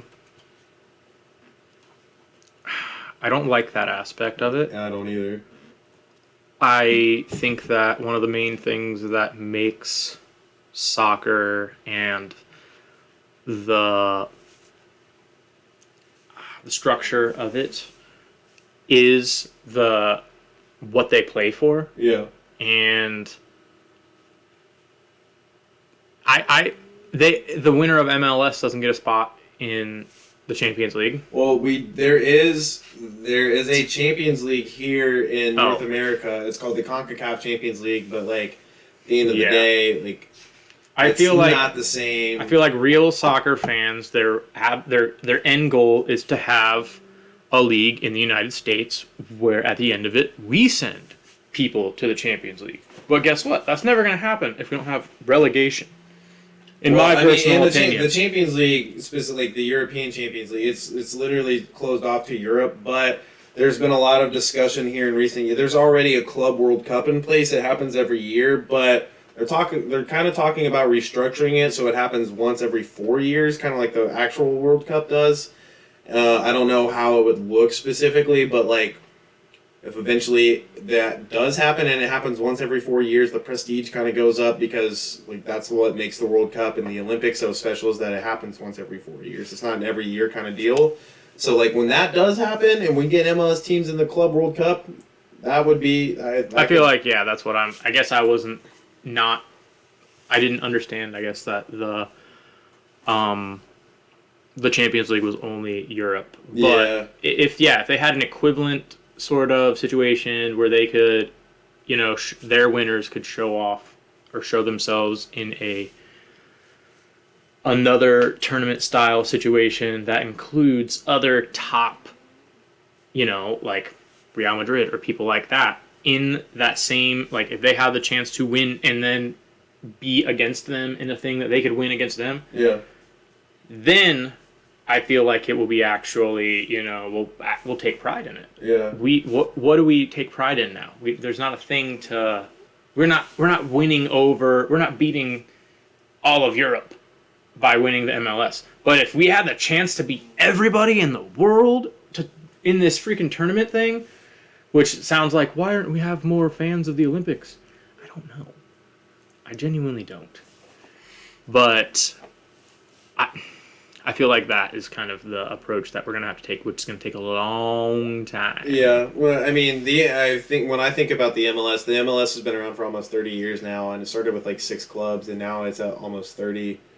And like it's grown a lot, but they still got a ways to go. I don't think that they'll ever change from being a closed league because the owners don't like when they're just opening themselves up to losing money, and that's they don't really care about the sport; they care about the money.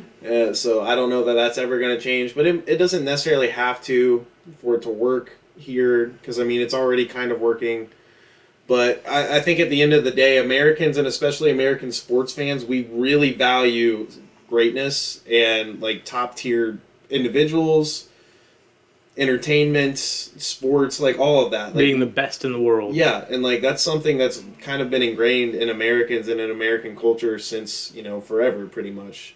It's like we've always thought we're the best country in the world, blah, blah, blah. Right. This and that and the other. So being able to see like our domestic teams and like our international team compete at the highest level and against the very best, I think that would probably get the ball rolling a little bit more and help prolong and continue that success over the long haul. So, I mean, just kind of have to wait and see. Think about this. If you live in Africa or Russia or Japan and you want to play in the best basketball league in the world, you gotta come here. Gotta come here. If you live in any of those 3 places and you want to play the best hockey league in the world, gotta come here. Gotta come here. If you play baseball and you gotta come here. But soccer, gotta go over there. Gotta go over there. Gotta go to Europe. And so we're not proud of that. No. We don't even try to go in those competitions because we know we lose. Yeah, but I mean, it is kind of cool though because there are more American soccer players playing over in Europe than seemingly any other time in history. Like off the top of my head. I mean, we definitely have a formula for athleticism. So like, if our humans within our borders would like to devote their lives to being soccer athletes, I feel like they can. 100%. Yeah. It's just not like the formula is just different because like in the United States for like maybe not baseball quite as much, but specifically basketball and football, for you to make it to the NBA or to make it to the NFL, be a beast in high school, go to college, be a beast, get drafted, continue to be a beast, you know? And soccer, especially over in Europe and basically the rest of the world besides the United States, you play like, you know, over in Europe, schools, like high schools, elementary schools, colleges even, are not remotely involved in athletics, you know? Like, they don't really have high school teams like that. Like, if you wanted to play soccer for your high school, it's not really a thing. So what you do is you go and play for a club team, hope to get scouted by one of the clubs, and then you get invited to play in their youth system. So like all of our Americans that are, for the most part, all of our Americans that play over in Europe, that's kind of the route that they take. Like Christian Pulisic, you know who he is, for example. I don't, but I heard I heard you say his name earlier. He is probably the most talented United States. I don't think he's our best U.S. player. What do you mean? You talking shit about Landon Donovan? I'm talking about right. I know. He's over the hill. But currently, Christian is probably number one. The second best player might be the most important player to the national team. His name is Weston McKennie. Christian Pulisic, at the age of like 15, he's from Hershey, Pennsylvania. Left Hershey, went to Germany and started playing for Borussia Dortmund's youth squad. Got moved up to their first team, played for them for a couple of years, then he moved to Chelsea in England. He's like 22 or 23 now. So for like the past 7 years, soccer's been his job. Like he continued to get an education while he was in Germany, but like he was basically, it's closer to how baseball operates because, you know, like they draft a lot of guys right out of high school and then they put them in their farm leagues. So it's closer to that. There's baseball in like Cuba that is youth. They have youth programs. And like, I mean, like to me, like I think that's more or less how it should work here. And like with all sports, basketball, football, like have like I don't dispute that. Like, but it's not something that's ever going to change because it's just so deeply ingrained in our country's culture and history. AAU basketball is pretty trash in my opinion. I mean, it's not giving people any.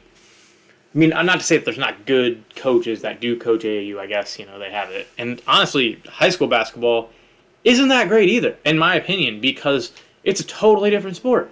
It's this, you know, you dribble the ball, you put it in the basket, but like they play a completely different style than when they get to the NBA. Yeah. And it's not teaching them how to be like that. Right. And well, like the flip side of that coin is that like the coaches for AAU and for like high school basketball, somebody's dad. Any high school, it's somebody's dad. It's like a part-time job. Like like they're not really getting paid. But like when you're over in Europe, like the youth coaches, it's their full-time job. It's year-round, and they're with the players all year round, save for like, you know, vacations and whatnot. But like getting the best out of these kids and then like adults. Legitimately preparing them for a career in whatever sport that they might be pursuing. And it goes with the program of the professional league team that is already overseeing it. Like they're telling you, this is what we want. This is how we want it. The NBA is not telling, you know, AAU coaches how to coach at all. They're coaching to see what best dunks and best moves and, you know, win some games and some tournaments against some good teams and then get some footage. Yeah, check the stat lines. Yeah, but they're not out there like, this is what the Cleveland Cavaliers are looking for. Yeah.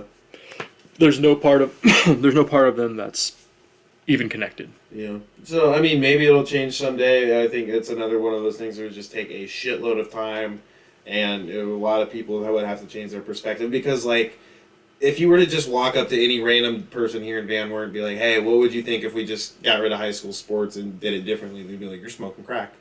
You know? Like, yeah, it's ingrained. It would be very forward. And like, even like when they were talking about knocking down the stadium and building a new stadium for the football team, this town about blew its freaking lid. This town was ready to go to war for that freaking stadium. I was like, who cares? Let's build a new one.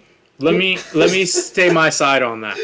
So that stadium was built during the Great Depression. Yeah. When there was no jobs, so the government gave, I guess, sent out money around the United States for people to do things for money. And so that stadium was built by like our grandpas. Well, not my grandpa. Yeah, not yours, but a lot of people's grandpas and great grandpas.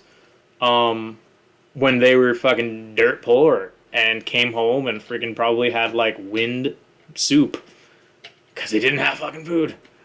And either way, it's a really, really memorable place. Like all the other schools, they come and play here and they're like, damn, you guys don't just have freaking bleachers that are made out of aluminum. Yeah. You have like this big, gigantic, cool, freaking old thing. So my pitch was just make a new thing on the other side. Yeah. Like kind of, or build up around it or to the back or on one side. Like add stuff to this and revamp this. Because you can keep the history and have new shit as well. Yeah. And I like how it's centrally located. I do not like the idea of having a high school football game way out there where everybody parks, nobody can drive out. I mean, not that like traffic is really an issue in Van Wert, but like it would get like remember leaving high school back in the day, like getting to and from the high school at the beginning and end of the day was kind of a pain in the ass because of how poorly it was designed. Tragic. It would be horrible. I kind of wanted them to build a new stadium out at the high school, and this was just purely for selfish reasons, being one of the soccer coaches. I wanted them to build a turf field out there that we could both play on, because our soccer field sucks. I feel like they could still build like a turf field out there with like some regular bleachers like the size of Crestview's field. Yeah. And then just that's where the football team could practice out there all day long. They leave school, they walk out to the practice right there, and then the soccer team could actually play their games there if they wanted to. Yeah. But we don't even act like we don't have the money, because we do. Yeah, it's there. We have the money to do that. Just hit up Nicewanger again. Honestly, or just if you sent a picture of that around town for the next tax bill, we would be down. We would be down. Oh yeah, we're getting a freaking. Just market it as investing in the youth. Oh, I love the children. Or just market it in like, oh yeah, we're gonna get something cool for our football team. We'd vote it up. I'm pretty sure we'd vote it up. This is gonna cost you $26 extra a year. You can say you did your part. Yeah. So a couple more questions and we'll go ahead and wrap it up. Just random one. What soccer players do you know by name? Curious to see. Well, I'm going to start way back to being a kid and remembering seeing Freddie Adu. At 14 years old, playing for like DC. Yep. That was pretty crazy way back then. The American superstar that never was, unfortunately. Yeah, no, he wasn't. But, so that was where I know Freddie Adu. Mm-hmm. I know Cristiano Ronaldo. Sure. I know Lionel Messi. Yep. I know Wayne Rooney. Wayne Rooney! Ronaldinho. Okay. Jamie Tart.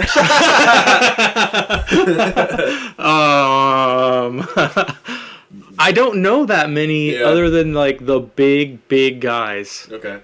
The international guys. You know, besides Christian Pulisic, can you name one player on the national team, the U.S. national team? At this point in time, no, I cannot, because Landon Donovan does not play anymore. It's true, he does not. Sad. Hey, we'll catch you up to speed. Just so you know, we play Mexico on Thursday night. World Cup qualifier. It's a big game. The World Cup is every year, every 4 years. The World Cup is every 4 years. It's normally in the summer. This year's being played in Qatar, so it's way too fucking hot to play soccer in Qatar in the middle of the summer. So the World Cup this year is going to be in like November or December. So qualifying, this is like specifically for this country or for this region. There are 8 teams. It's called the Ocho. 8 teams from North America play each other twice, once home, once and away. So you got 14 total games because you play each team twice. So 7 times 2, 14. We have 3 games left. We are in second place, and the top 3 teams from our group automatically qualify for the World Cup. The 4th place team plays against an Oceanic team in a one-off game to go to the World Cup. So we're in second place right now. We play Mexico. Let me see. Have we played them yet? Yeah, we played Mexico in Cincinnati back in November. Beat them 2-0. We play Mexico, then we play Panama, and we play Costa Rica.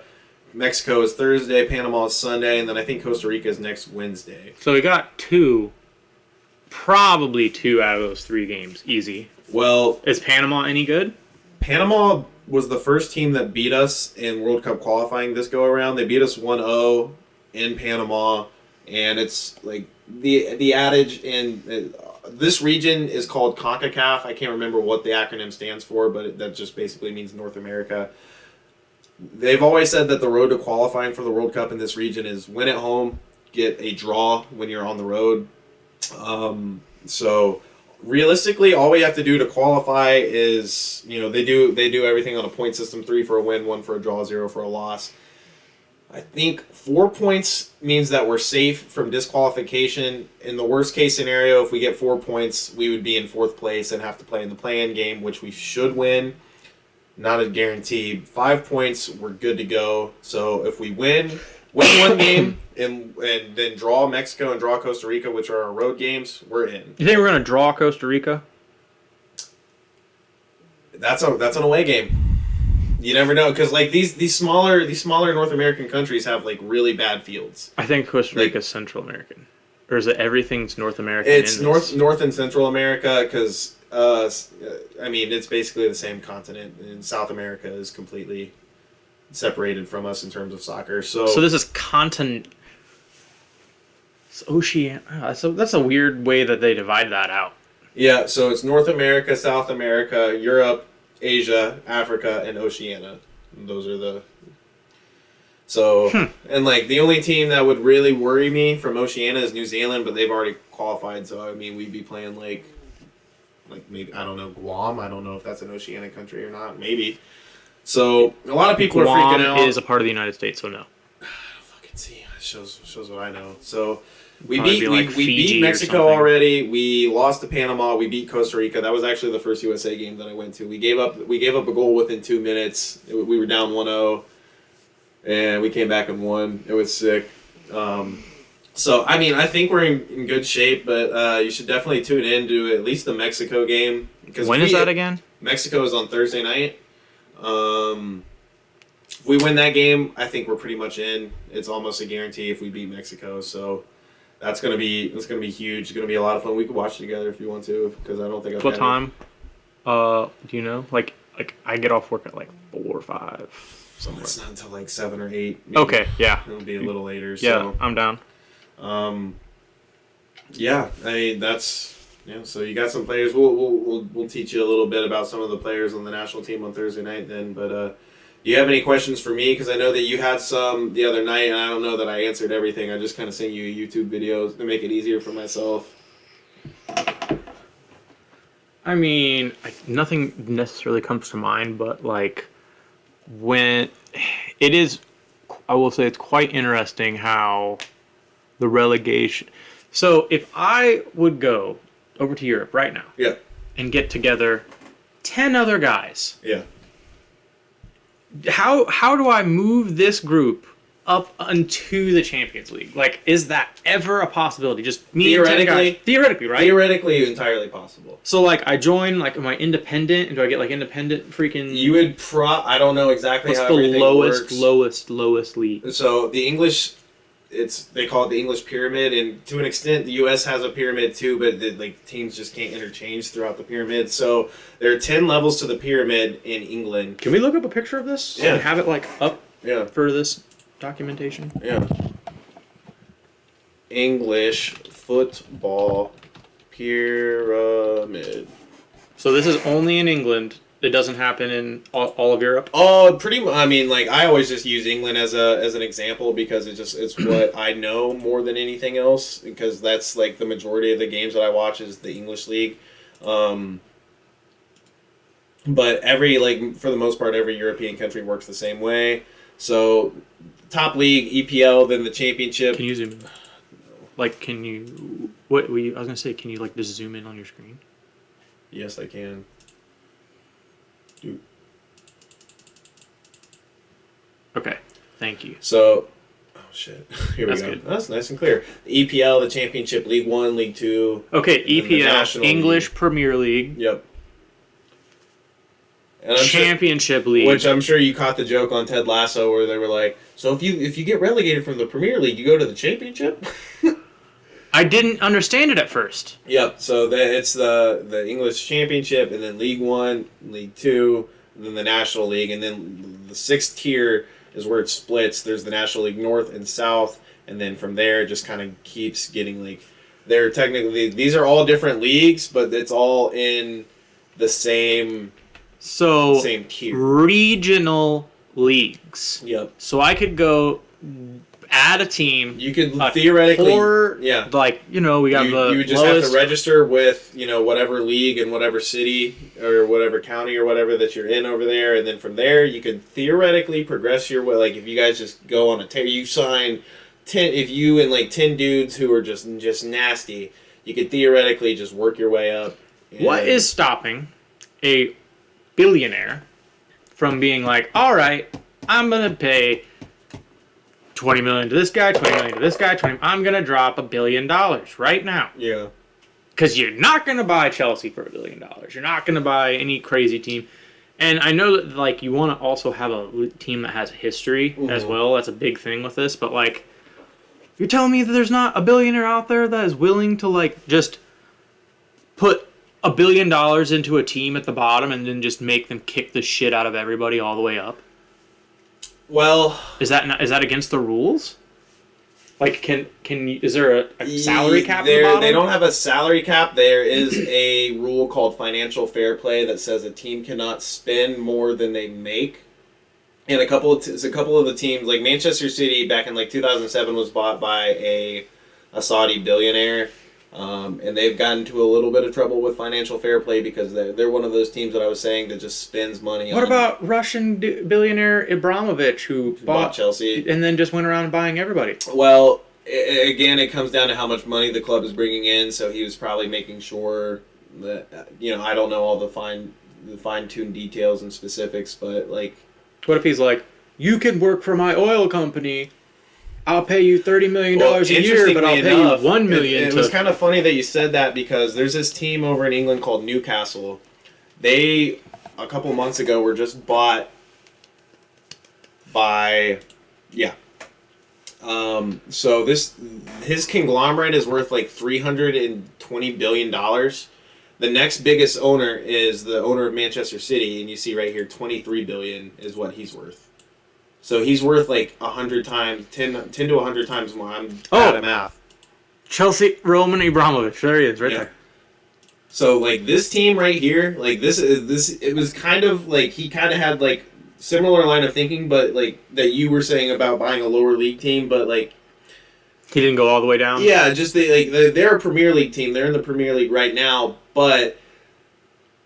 Like it probably just wouldn't be worth it for an owner to go and buy one of those buy one of those smaller teams and one of those, because you got to think it's going to take years and years and years, and like this dude can turn around this team just like that. Is Newcastle bad? They earlier in the year they were facing the threat of relegation. They got it when this dude came in. They got a new manager and they've kind of turned things around a little bit. They made some signings in January to kind of bolster the squad a little bit. So they're probably not going to get relegated. So it just will come down to what they do over the summer, who they're able to purchase over the summer from a player standpoint. So also Ryan Reynolds and Rob McElhaney, the guy who created Always Sunny, bought a team. And that guy is investing in everything. He owns Mint Mobile. I know. They bought a team over in Wales. They're in like the third tier in Wales, and that's kind of what they're trying to do. Like the club had been going through some financial difficulties with COVID. So like they bought them for super cheap, and part of their investment or part of their purchase platform was like, hey, we're gonna make a documentary because they're film guys. Like that's what they do. So they're gonna make a documentary about the club, about them purchasing it. So that's pretty cool to see. But yeah, I mean. So when you say a club cannot spend more money than they make, make on what? Jerseys? Can jerseys go into that? Oh yeah, I mean like anything that the club, like What's to stop some Russian billionaire from going and buying 500,000 jerseys? So I don't think maybe jerseys might not be one. Well, I mean, tickets too. It's any way that the club, people always say that one of the ways to make sure that you become a wealthy person is to diversify your income sources, and that extends to any kind of professional sports team. Like NBA teams aren't just making money off of ticket sales; they're making money off concessions, the stadium. Like if you own your stadium, you can use it for other venue or like as a venue for other events besides your actual sport. 5, yeah, the Staples Center. Exactly. So like it kind of encompasses everything that is within the club's ability to make money. So I feel like if I was a Russian billionaire, I would definitely be like bolstering that with like. I wouldn't go super far down like if I was in that position, I would look at like a championship team. Because and like that to an extent, there's this team called Leeds United. They're in the Premier League right now. They were bought by a fairly wealthy man a couple years ago. They were in the Championship. Now they're in the Premier League. They're probably going to stay up. Actually, they're coached by an American. They have an American coach, which is fucking sweet. His name is Jesse Marsh. So I kind of pull for them. But yeah, I mean, I like the line of thinking there because. I've always thought it would be super, super sweet to own a sports club. Or at least be, so like, the Barstool dude, Big Cat? Yeah. He loves coffee. And he's fat. Don't say that. Hey, sorry, Big Cat. I didn't say that, Big Cat. You're just a little chunky, dude. Get it together. He's a partial owner of Swansea City, which is a Welsh team that's been in the Premier League before. They're not right now, but... Like, even something like that, like having a minor stake in a professional sports club would be freaking sweet. Yes, it would. I agree 100%. If I was a billionaire right now, I'd buy an NFL team. So, I honestly, though, managing a baseball... No, yeah, I mean, that'd be... I don't know if I'd touch that, honestly. Because John Elway does a pretty good job, and I don't want to take his job. He doesn't own them. No, he manages and runs them. Right? Yeah, but if I own it, I'm going to run the shit. So I don't want to take hands-off owner. Yeah, I don't want to do that. I want to have influence and stuff like that. I want to be like Jerry Jones. Jerry Buss. Speaking of which... Genie Buss? Before Genie, it was Jerry. Was it? I don't know anything about that history. Do you have HBO? The new thing with John C. Reilly? Yep. I'll have to watch that at some point. I just watched the 3rd episode last night. I thought it was a movie. It's a show. It's a series. It's freaking sweet. Yeah, John C. Reilly, he plays the character. I mean, I don't know anything about the guy he's playing, but like I think he plays the character pretty well. The guy who plays Magic Johnson looks a lot like him. He has a lot of those mannerisms, and like it's really good. It's just a really good show. So I'd check it out if you get around to it at some point in time, especially now that you're done with Ted Lasso. Yeah, I'm trying to watch as many Apple things as I can. I got a 4-month trial. Yeah. So I'm trying to get all of it in the 4-month trial. I got a free year when they first got it. That's how I got into Ted Lasso. It was like one of my first days I got done with soccer practice coaching. I came home and I was like, oh, there's a new show about an American coaching soccer in England. I'm going to watch that. How'd you get a free year? I don't know. I think like when they first put out Apple TV Plus, whatever you want to call it, like if you had an iPhone, like it was just like they were just gonna give it to you. Dang, because there's so many people that have iPhones that are gonna like, they give it to you for free for a year, and then like, oh, you're hooked on all the shows, so you're gonna pay for it. The shows that they have and the things that they have are quality, but they just don't have enough things yet, in my opinion. Like Netflix has everything. But I don't know, like so many things. Like human nature kind of goes down to like we obviously like having choices, but like having too many choices can be overwhelming, and then you end up like kind of polarized. And that's what Apple specializes in. Yeah. They're like, we're gonna make your phone as simple as possible, so you don't have Too much shit to go on. So I kind of like the fact that they don't have too much on there. So like I'll watch Ted Lasso. There's not there might be a couple other shows on there that I kind of pay attention to, but other than that, it's just, I can see that as well. So, I kind of like that. For its they both have their spots, but yeah, I like that as well. For sure. Right on. All right. Well, I think we've been going for an hour and 45. Ooh, good thing. Sorry about that big cat. That wasn't me. It's all love. Because he's probably gonna see this. Probably. Dan, I love you. I had to take a shot at you, because I've been feeling myself recently. So, just you're a handsome guy. Just maybe lose like 10 pounds and start there, Dan. Love you. So anybody needs to lose weight, it's Dave. All right. Well, thanks Trey for coming on. That was a lot of fun, dude. Yeah, for sure. So for sure. Anytime. We'll get this put out tonight, and if you're listening, watching, whatever, appreciate you guys listening. And specifically, shout out to those in Nepal. I'm here for you. All right, that's it. Thanks everybody.